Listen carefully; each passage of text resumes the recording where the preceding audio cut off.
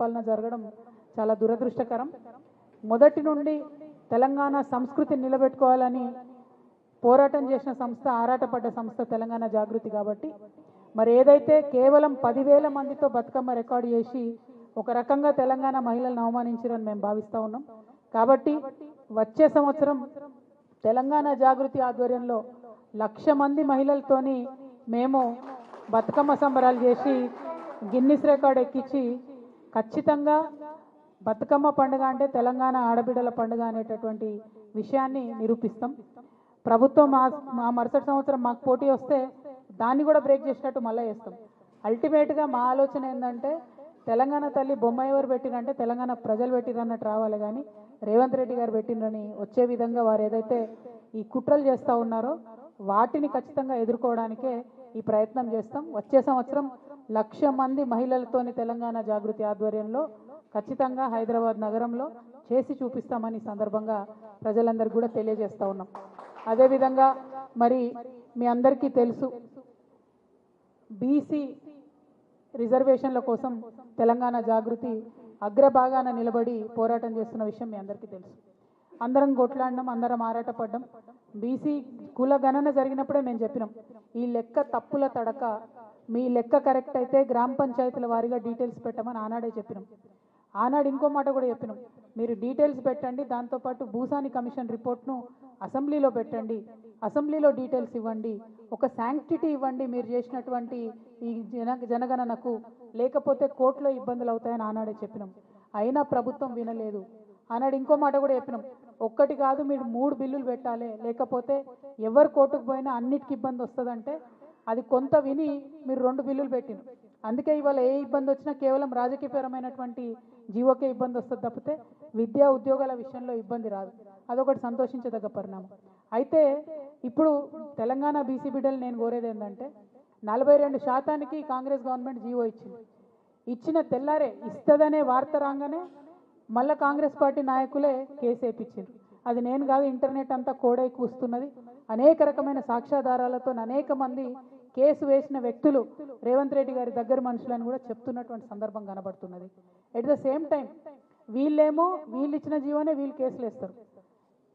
BJP party ఏమో ఏదైతే పరిష్కారం చేయాలో, ఏదైతే గవర్నర్ దగ్గర బిల్లు పాస్ చేయాలనో, ఆర్డినెన్స్ పాస్ చేయాలనో, ఏదైతే రాష్ట్రపతి దగ్గర బిల్లు పాస్ చేయాలనో ఆ పని చేయకుండా ప్రజాస్వామ్యాన్ని అపహాస్యం చేసేటట్టుగా నిన్న ఈటెల రాజేందర్ గారు కూర్చొని ఏం మాట్లాడతారు, మీరు ఎన్నికలకు పోకండి, డబ్బులు ఖర్చు పెట్టుకోకండి, ఎన్నికల రిజల్ట్స్ వస్తే కూడా మేము క్యాన్సిల్ చేపిస్తామని చెప్తాడు. ఈటెల రాజేందర్ బీజేపీ పార్టీ ఏమన్నా కోట అండి, జడ్జిల వీళ్ళేమన్నా అంటే వీళ్ళ ఉద్దేశం ఏంది? మంచి ఉద్దేశం అయితే కాదన్న విషయం ప్రజలకు అర్థమవుతుంది. ఇవాళ ఎన్నికలు జరిగితేనట వీళ్ళు పోయి కోట్ల క్యాన్సిల్ చేపిస్తారట. అసలు బిల్లు ఇవ్వాల్సిందే మీరు కదా, రిజర్వేషన్ ఇవ్వాల్సిందే మీరు కదా. ఎంత ద్రోహపూరితమైన మాటలు మాట్లాడుతున్నారు, ఎంత మోసపూరితమైన మాటలు మాట్లాడుతున్నారు. ఇవాళ ఈటెల రాజేంద్ర అన్న గారిని భారతీయ జనతా పార్టీ నేను డైరెక్ట్గా ఒకటి అడుగుతా ఉన్నా, ఇదేనా మీ పార్టీ వైఖరి? ఇదేనా బీసీల పట్ల మీకున్న చిత్తశుద్ధి? ఇది మీ అఫీషియల్ స్టాండా? మీ అధ్యక్షుడు చెప్పిండా? మీ అధ్యక్షుడేమో జీవన్ స్వాగతిస్తున్నా అంటాడు, ఈటెల రాజేంద్ర గారేమో బయటకు వచ్చి, ఆయన మెంబర్ ఆఫ్ పార్లమెంటు, ఆయన బయటకు వచ్చేమో ఏం మాటలు అవి? ఒక ఉద్యమకారుడు, బీసీ బిడ్డ, మీకు ఎంత బాధ్యత ఉండాలి? ఎట్లా మాట్లాడతారు మీరు అట్లా? ఈటెల రాజేంద్ర అన్న గారు తక్షణమే క్లారిఫికేషన్ ఇవ్వాలి.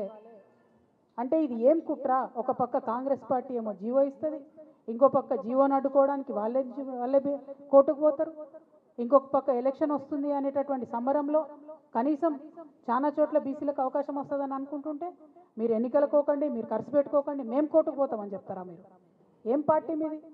మీరు కేంద్ర ప్రభుత్వంలో పరిపాలనలో ఉన్నారు, ఎట్లా మాట్లాడతారు? కోర్టులకు జడ్జిలకు మీరు ఎట్లా ఇస్తారు ఆర్డరు? ముందే మీరు ఎట్లా చెప్తారు ఈ విషయం? ఈ మోసాన్ని దయచేసి తెలంగాణ బీసీ బిడ్డలు గుర్తించాలని నేను కోరుతా ఉన్నాను. ఇది చాలా దారుణం. బీజేపీ పార్టీలో ఇంకెవరైనా మాట్లాడితే అర్థం చేసుకోవచ్చు. ఈటెల రాజేంద్ర అన్న ఒక ఉద్యమాల నుంచి వచ్చిన బిడ్డ, ఆయన ఎట్లా మాట్లాడతాడు ఇట్లా? You are an MP in a ruling party. How can you dictate what the court is going to say? How can you say we will go to the court after elections and elections will be cancelled just like Maharashtra? So did you influence Maharashtra decision also? What are you saying, Mr. Etel Rajendra Garu? I am questioning you today. You are a member of parliament. Is this a joke? The fight that we are doing on the street for the OBC community of Telangana, does this look like a joke to you? Is this a joke for BJP party? స్పష్టంగా జవాబు ఇవ్వాలి, ఈరోజు answer చేయాలి. మోసం చేసి కాలమెల్ల తీస్తామంటే కాదు. అరే మాట్లాడడానికన్నా నియత ఉండాలి కదన్నా. గవర్నర్ దగ్గర పెండింగ్ ఉంది ఆర్డినెన్స్, మాట్లాడరాదా మీకు? ఇక్కడున్న 8 మంది పార్లమెంట్ మెంబర్లు పోయి కాలు పట్టుకోండి మీ మోడీ గారి, అన్న మా తెలంగాణ వాళ్ళకు రిజర్వేషన్ కావాలి ఇవ్వండి అని అడగండి. అది అడగ చేత కాదు, ఉల్టా ఏమంటారు ఎలక్షన్లకు పోకండి అంటే. ఇప్పుడు బీసీ బిడ్డలు ఎంత కన్ఫ్యూజన్లో ఉండాలి? పోవద్దా? పైసలు పెట్టుకోవద్దా? గెలవద్దా? బీసీలకు ఏం రావద్దా? ఇదేనా బీజేపీ వైఖరి? ఎంత అన్యాయం ఇది! ఓ జోక్ లాగా ఒక పక్క కాంగ్రెస్ పార్టీ ఏమో ఇచ్చిన రిజర్వేషన్లలో, మీకు ఇక్కడ ఎగ్జాంపుల్స్ నేను చదివి వినిపిస్తా, దయచేసి కొంచెం టైం పట్టిన ప్రెస్ మిత్రులు ఓపికగా వినాలని కోరుతున్నాను. కామారెడ్డి జిల్లా నస్రులాబాద్ మండలంలో అంకోల్ గ్రామ పంచాయతీ ఎస్టీకి రిజర్వేషన్ ఎస్టీకి వచ్చింది. ఆ ఊర్లో మొత్తం ఉన్నది 784 మంది. ఒక్కడంటే ఒక్క ఎస్టీ ఓటర్ లేడు ఆ ఊర్లో. రిజర్వేషన్ ఎస్టీకి వచ్చింది. ఇది ఏంది ఇది? అంటే ఎంత సాంకేతిక పరంగా అసలు ఇదేమన్నా పనికొచ్చే రిజర్వేషనేనా?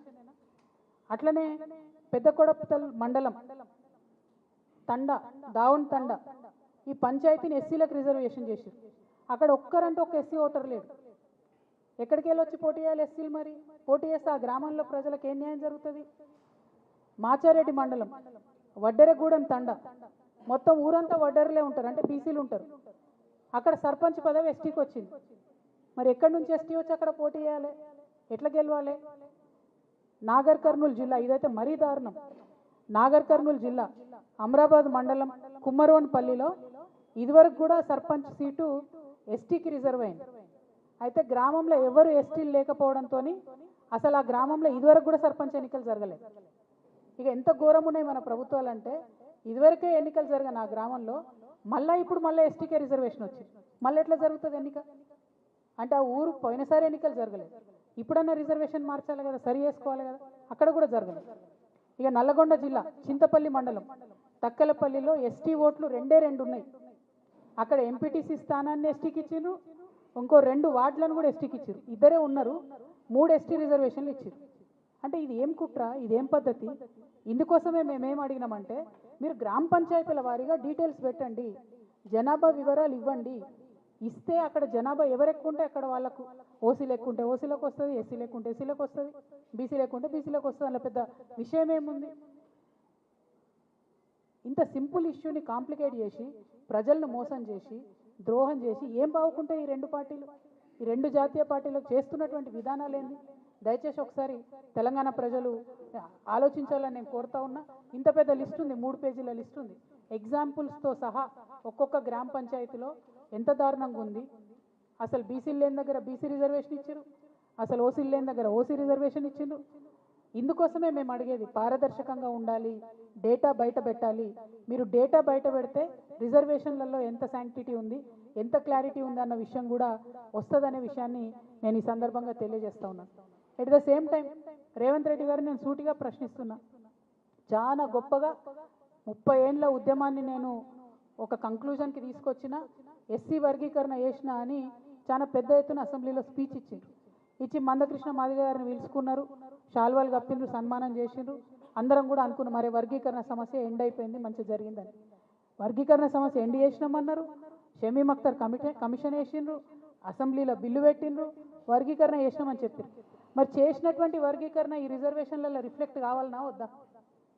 ఎస్సీ ఎస్సీ ఎస్సీ అని ఇచ్చేసిండ్రు. అంటే ఎస్సీల మాదిగలకు ఎన్ని ఇస్తారు, మాలలకు ఎన్ని ఇస్తారు, ఉపకులాలకు ఎన్ని ఇస్తారు? అసలు వర్గీకరణ ఉద్యమం 30 ఏళ్ళు కొట్లాడింది ఎందుకు? అంతమంది బిడ్డలు ఆ వర్గీకరణ ఉద్యమం కోసం చనిపోయిన మాదిగ బిడ్డలేంది? వాళ్ళ త్యాగాలకు అర్థమేమన్నా ఉందా? మీరు పెట్టినరు బిల్లు, పాస్ చేసిన అసెంబ్లీలో, మరి అది రిఫ్లెక్ట్ కావాలి కదా ఇప్పుడు గ్రామ పంచాయతీ ఎన్నికలల్లో. ఎందుకైతే లేదు? అట్లా కానప్పుడు మీరు బిల్లు పాస్ చేసి ఏం లాభం? బిల్లు పాస్ కానటువంటి బీసీ దానికేమో మీరు రిజర్వేషన్ ఇస్తున్నామని మోసం చేస్తారు. ఆల్రెడీ బిల్లు పాస్ అయిన ఎస్సీ వర్గీకరణేమో అసలు ఎస్టీ రిజర్వేషన్ జాబితాలలో ఎక్కడ ఉండనే ఉండదు. ఇక మిగతా మీరు అరకొరగా చేసినాయని తప్పుల తడగ్గా ఉన్నది. ఇట్లాంటప్పుడు ఎన్నికలు ముందుకు వెళ్ళడం ఎట్లా? న్యాయం జరుగుతుందా? ఈ విషయాన్ని దయచేసి ప్రజలు గమనించాలి. మేము తెలంగాణ జాగృతి నుండి ఒకటే డిమాండ్ చేస్తాం, ఇప్పటికి కూడా ఒకటే డిమాండ్ చేస్తాం. మీరు గ్రామ పంచాయతీల వారీగా మీరు చేసిన కులగణన బయట పెట్టండి. పెడితే ఆ రిజర్వేషన్లు ఇవి కంపేర్ చేద్దాం, తెలిసిపోతుంది ఏం జరుగుతుంది అన్నది. దాన్ని బట్టి నెక్స్ట్ అంశం కూడా ముందుకు తీసుకెళ్ళొచ్చు. ఇవాళ భారతీయ జనతా పార్టీ మీద అత్యధికంగా బాధ్యత ఉన్నది. మీరు బీసీ బిల్లు పాస్ చేస్తారా చేయరా, ఎస్ నో చెప్పండి అంతే. ఈటెల రాజేంద్ర గారు బీసీలకు తక్షణమే క్షమాపణ చెప్పాలి. ఏం మాట్లాడుతున్నారు మీరు? బీజేపీ పార్టీ క్షమాపణ చెప్పాల్సిందే. అది చాలా దారుణం. ఒక బీసీ బిడ్డగా, ఒక ఉద్యమ బిడ్డగా మీరు బీసీల పక్షాన నిలబడాలి. అవసరమైతే బీజేపీ పార్టీలో కొట్లాడండి రాజేంద్ర అన్న, మీరు కొట్లాడన్న రిజర్వేషన్ తీసుకురండి. అంతేగాని మీరు బీసీలనే కన్ఫ్యూజ్ చేసేటట్టు పోటీయే చేయకండి, డబ్బులు వేస్ట్ చేసుకోకండి అంటే ఇది కరెక్ట్ కాదు. ఒక ఎంపీగా ఉన్నారు, మీరు గెలిచిండ్రు, మీరు ఒక ఫైటర్. అనేకమైన విషయాలకు మీరు అగెన్స్ట్గా నిలబడి కొట్లాడిండ్రు. మీ మీద ఉన్నటువంటి గౌరవాన్ని దయచేసి తగ్గించుకోవద్దని చెప్పి ఈ సందర్భంగా నేను భారతీయ జనతా పార్టీని కోరుతూ, మరి ఈటెల రాజేంద్ర అన్న క్లారిఫికేషన్ ఇవ్వాలి. ప్రభుత్వం ఎస్సీ వర్గీకరణ విషయం మీద స్పష్టత ఇవ్వాలి. తప్పుల తడకగా ఉన్నటువంటి రిజర్వేషన్ల గురించి మాట్లాడాలి.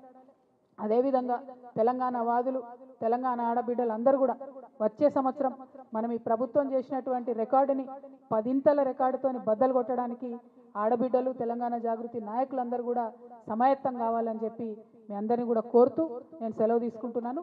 Thank you. జై తెలంగాణ, జై జాగృతి, జై తెలంగాణ.